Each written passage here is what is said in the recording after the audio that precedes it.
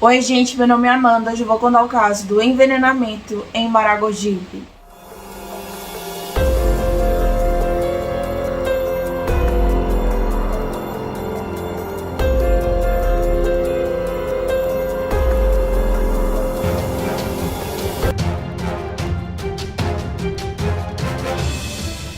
Jefferson Eduardo Brandão e Adriane Ribeiro Santos eram um casal jovem de 29 e 23 anos de idade, respectivamente, pai de duas meninas chamadas Grace e Ruth, de 5 e 2 anos de idade. O casal, que vivia no povoado de Nagé, em Maragogipe, cidade de pouco mais de 40 mil habitantes, situada ali no recôncavo baiano, se conheceu ainda na adolescência. Desde o primeiro contato se fala que eles tiveram ali um interesse romântico, né? E logo iniciaram um relacionamento. Eles viviam uma vida simples, né? Sempre viveram. O Jefferson na época trabalhava como pescador e a Adriane como marisqueira, mas ainda assim é dito que os dois eram muito esforçados e trabalhavam muito, né? Se esforçavam muito para dar tudo do bom e do melhor às duas filhas ali na medida do possível. Como os dois vinham de família religiosa, né, quando eles começaram a viver juntos, eles começaram a criar a própria família, eles mantiveram o costume de frequentar a igreja do bairro, né, e foi lá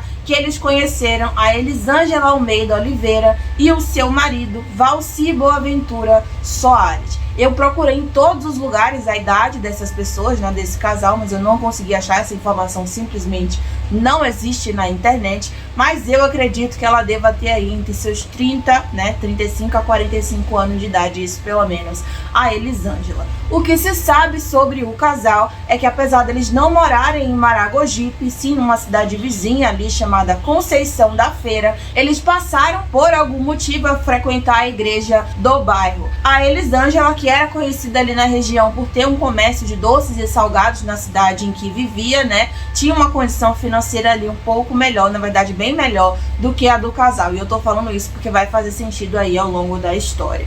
O que acontece é que em pouquíssimos meses que eles se conhecem nessa igreja, né, uma amizade, né, a amizade entre várias aspas avassaladora se inicia, e em pouquíssimos meses a Elisângela passa a dizer que o Jefferson é o seu filho ali do coração, né, e que eles tinham uma ligação divina. As coisas ficam estranhas quando a gente sabe qual é o final dessa história, mas até aí tudo bem, né?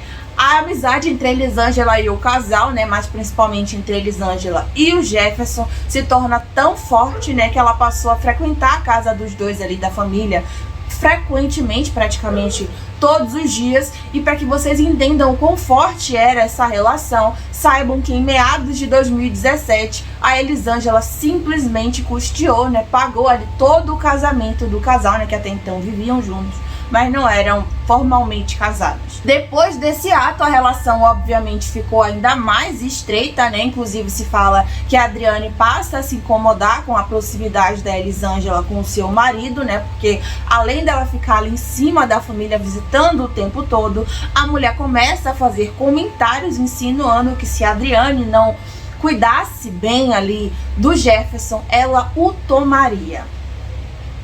Pois é, nesse nível as coisas. Agora sim, ela era uma mulher casada, eu não sei como é que o marido dela via essa situação, mas o fato é que essa informação veio de um conhecido, né, veio de uma pessoa próxima da própria Adriane, que chegou a dizer que ela brigou, né, chegou ali a discutir com a Elisângela por causa desse e de outros comentários nesse sentido. Mas, sinceramente, pelo que me parece, nem ela, nem o Jefferson dava ali muito crédito, né, dava ali muita importância ao que a Elisângela falava, né. Eu fiquei com uma forte impressão de que o casal achava ela ali meio delirante, né, mas assim, é uma impressão minha, não sei se isso realmente é verdade, mas pela forma que a história é contada, eu realmente fiquei com essa impressão. O que acontece é que, mesmo sendo ali um tanto, para não dizer muito, inconveniente, o casal ainda permitia que a Elisângela frequentasse a casa da família, né? E pelo que parecia ali, a relação deles estava normal, né? Só que essas visitas passaram a coincidir ali com uma série de tragédias na vida da família. A primeira aconteceu em meados de julho de 2018, né, quando o cachorro da família, sem mais nem menos, morreu. Um cachorro que até então era saudável, né, não apresentava ali nenhum sinal de doença, simplesmente não acordou.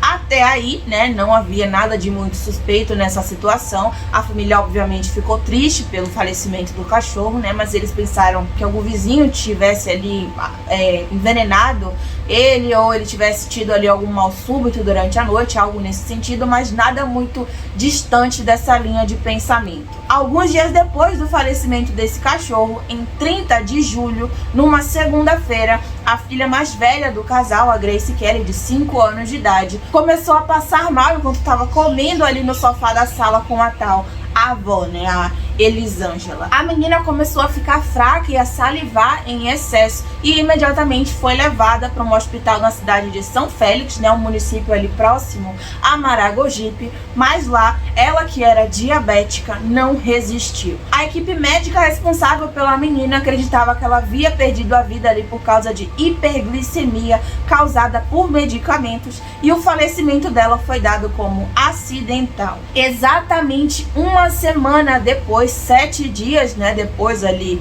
do falecimento da Grace, em 6 de agosto, na segunda-feira, enquanto a família estava ali se recuperando, né, tentando se recuperar do falecimento da primeira filha, a Ruth, a menininha de 2 anos de idade, também começou a passar mal, dessa vez depois de comer uma panqueca que havia sido preparada pela Elisângela. A menina foi levada às pressas à UPA da cidade, mas já chegou lá inconsciente e infelizmente perdeu a vida ainda naquela segunda-feira. Em algumas fontes se fala que o médico que cuidou da menina já estava suspeitando de envenenamento, né? Mas pelo que parece, essa suspeita ficou apenas no consultório médico, né? Já que nada foi feito quanto a isso, pelo menos não se tem essa informação, pelo que dá a entender, nada foi feito quanto a isso, até uma outra tragédia acontecer. Na segunda-feira seguinte, exatamente isso, todas as tragédias aconteceram em segundas-feiras, e pior, em segundas-feiras consecutivas, né? Dia 30, dia 6 e dia 13.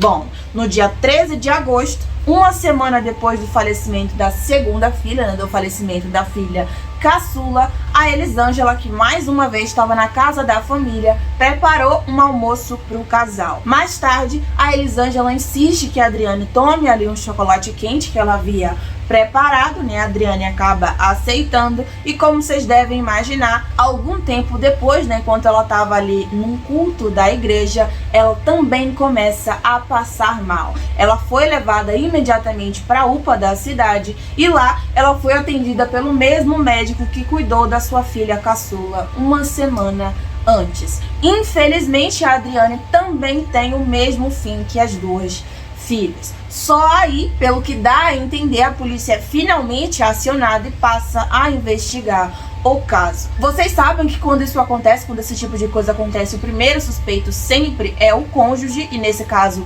não foi diferente, né? O Jefferson se tornou o principal suspeito da polícia, isso até a Elisângela depor pela primeira vez. O comportamento dela fez a polícia começar a suspeitar tanto dela quanto do seu marido. No depoimento da mulher, ela ficou tão nervosa que chegou a gritar com os investigadores. Ainda disse que o Jefferson que havia feito aquilo com a família, já que o relacionamento deles, né, era cheio ali de brigas e agressões, coisa que mais tarde ficou provada como sendo mentira. Para piorar, assim que o marido saiu da sala de interrogatório, a primeira coisa que a mulher perguntou a ele foi se ele não tinha dito nenhuma besteira. Isso assim, ali na delegacia, para quem quisesse ouvir. Ainda assim, eles foram liberados, né? Até então eram apenas suspeitas e não havia nada de concreto contra ninguém. Em 27 de agosto foi solicitada a exumação do corpo da Grace, né? A primeira vítima ali do suposto envenenamento, e pouco mais de uma semana depois,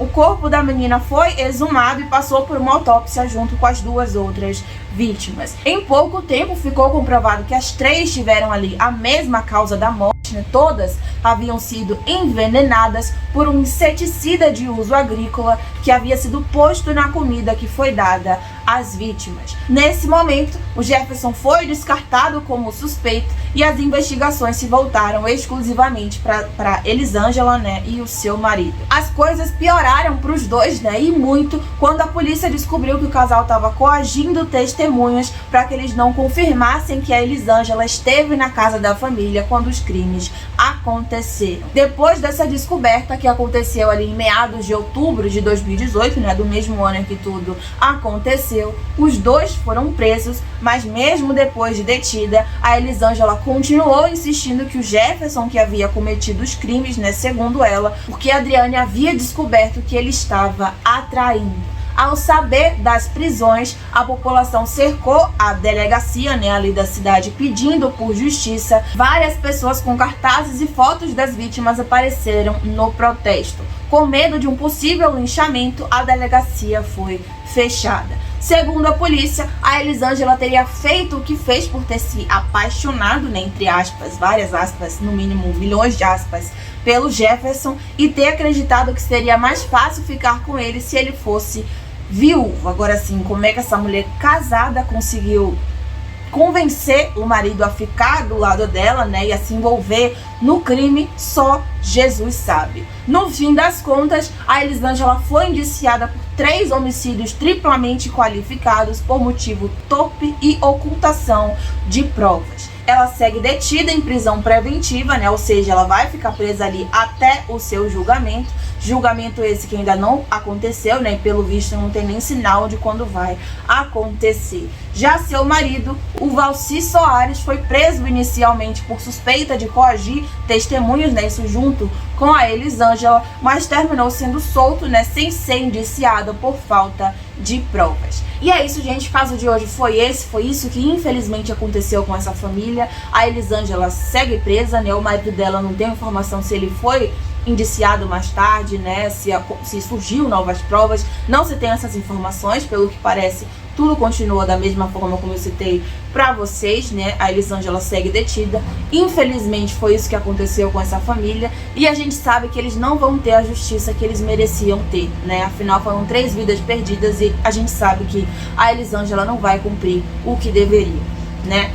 E é isso, espero que vocês tenham gostado do vídeo, agradeço se você chegou até aqui, não esquece por favor de clicar no gostei, se inscrever e comentar qualquer coisa que ajuda muito, muito, muito o canal, né, se você quer ajudar o canal a se manter de pé, não esqueça de fazer os 3 passos, né, que é clicar no gostei, se inscrever caso não seja inscrito e comentar aí qualquer coisa, um ponto, um emoji, uma arroba, qualquer coisa que você queira comentar, que ajuda muito o canal a se manter de pé. Tá? Aqui embaixo agora a gente tem um botãozinho do valeu, que é um coração com cifrão no meio, caso você queira ajudar na monetização. E aqui do lado a gente tem uma playlist com todos os casos que já trouxe aqui pro canal. Fique à vontade para maratonar se você quiser. Também ajuda muito, né? Se você quiser ajudar ainda mais o canal, deixa essa playlist rolando aí enquanto você tá fazendo qualquer outra coisa que ajuda demais, tá? E é isso, um beijo e até o próximo vídeo. Tchau!